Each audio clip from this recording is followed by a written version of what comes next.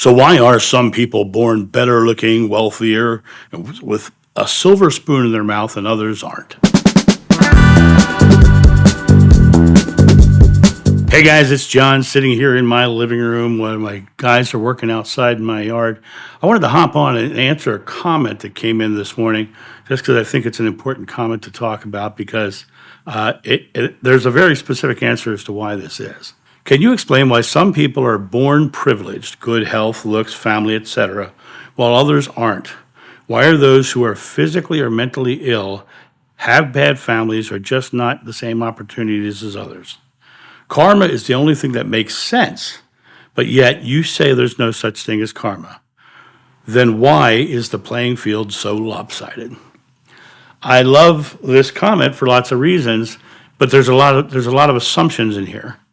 Number one, I didn't say there was not karma. I said there was not the modern New Age version of karma, which is over lifetimes. Karma is something that comes from the Hindu tradition, and all it really means is to what you sow, you reap. It doesn't, the whole over lifetimes things, that's a much later thing. That does not come into play early on. The other thing is that I think it's the same teaching as Christianity, what you sow, you reap. But you end this thing saying, why is the playing field so lopsided? You miss the fact that you're actually saying the playing field. The physical world is an illusion of belief. It's ideology. And we choose coming into this world potentials just like we do in life. We choose to move to certain areas. We choose to take certain jobs. We choose to take certain things. We choose to take certain lives, but those lives are not fated or destined. We choose to come in and have that experience because it's something we don't understand or something we want to know, possibly, or want to experience. My personal belief is, and this comes from what I learned in my very first regression, we come here to experience fears, anxieties, and stresses so that we can come to know love more fully. On the same token, if you've had a life where you've had a lot of fears, anxieties, and stresses, maybe the next life you want to have the experience of easy, and you come in and you choose that sort of path. But in every path you take, you have free will to make choices. Many times, someone comes in who is mentally ill. They're coming in to experience how people love the mentally ill or dislike the mentally ill, or also how they themselves can be simply loving in that state and accepting in that state. Your whole comment here is based on physical world attributes: born privileged, good health, good looks, family, etc. All you are is your consciousness. The illusion of the world is just the illusion of belief. And so when you look at this world and you see somebody who looks good and handsome, they have literally, or beautiful, they have literally found themselves to believe that. You'll also find, and having worked with movie stars and everything else, you'll also find they're sometimes the most neurotic people. They're sometimes the ones who are so stressed. I get people all the time who come on here being high and mighty and beautiful and handsome and call me fat. Who's more beautiful? The one who's talking about love or the one who's slandering someone else? It has nothing to do with the physical attributes of life. It has nothing to do with wealth. Nothing in the physical world is anything except for an illusion. And the idea that we are coming here and the people have a lopsided playing field that people have is just victim mode. It's choosing why you can't. It's choosing why you don't have the ability. It's choosing why you struggle in life. That's a choice. I don't struggle in life. I'm bald, I'm fat, I've got a hairy back, right? I got lots of things going against me. I've had 3 marriages because people fell in love with me. I've had abilities to go out and do amazing things working in Hollywood and big stars. I have done incredible things in Egypt and Peru and all over the world. I've done all these things. I'm not a wealthy man. I just understand that my world is my illusion of belief, and I get to choose my belief. Everything that you've said in this comment is all about your belief that the world is unfair. And specifically, if I was going to guess, I would say that you believe the world is unfair to you. Because why would you say, why are some people, right? It's kind of like setting yourself aside from being one of the people who isn't privileged, who isn't beautiful, who isn't handsome. The reality of it is beauty is I've seen beautiful people in all places of the world, and it's not physical beauty. It's loving, caring people. You look at Mother Teresa. She was no physical beauty, right, in her old age, but she was helping children in the streets of Calcutta. She was doing beautiful things. My mother, at the end of her life, she was a rough-looking woman, right? But she was beautiful. She was absolutely beautiful, helping people, feeding homeless. She was doing good things in her life. People needed help. She instantly helped because that's what she did, because it's what you do that matters. It's what you believe that matters. I don't think I'm an ugly person. I'm a 60-year-old man, like I said, with bald head, glasses on my and hairy, all that stuff. I think I'm beautiful. I think I'm a beautiful person. Why? Because I choose to be putting beauty into the world. I choose to be loving. I choose to be caring. I don't choose to be a victim of the fact that my father wasn't kind to me. I don't choose to be a victim to my spina bifida end up breaking my back. I don't choose to be a victim to the spots in my lungs that were found and I cured. I don't choose to be a victim of anything. I choose to go, okay, this has been created, and now I'm creating something different. I choose to live into my life without a thought of those material, physical world attributes. Because if you're living into that, you are living in the shadow of death, the valley of the shadow of death, rather than the living into love and fearing no evil. Because everything you're talking about is the injustice of someone having a better path than you. It has nothing to do with your path.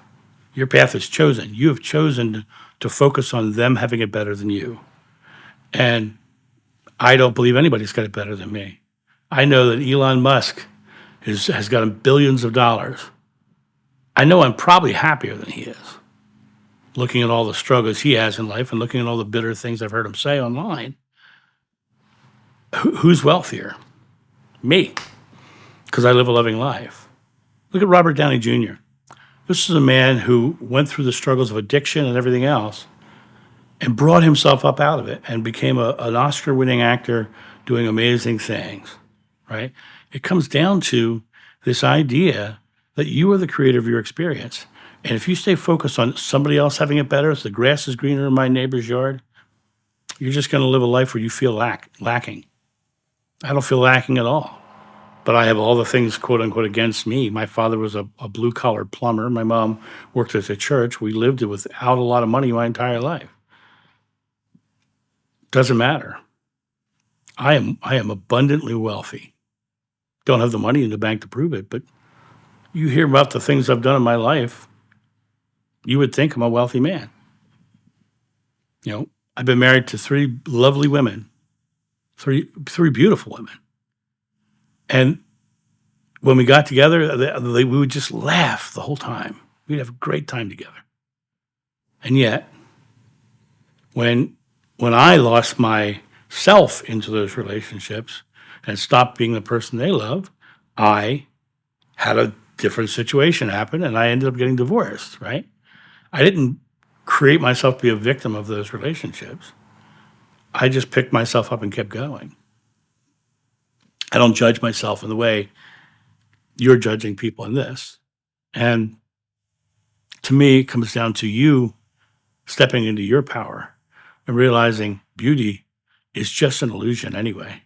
Wealth is just an illusion anyway. You can't take it with you because it doesn't exist, because it's an illusion. It's like a hologram. And you've come into this life, a choice that was made on your way in, and you get to play with it however you want.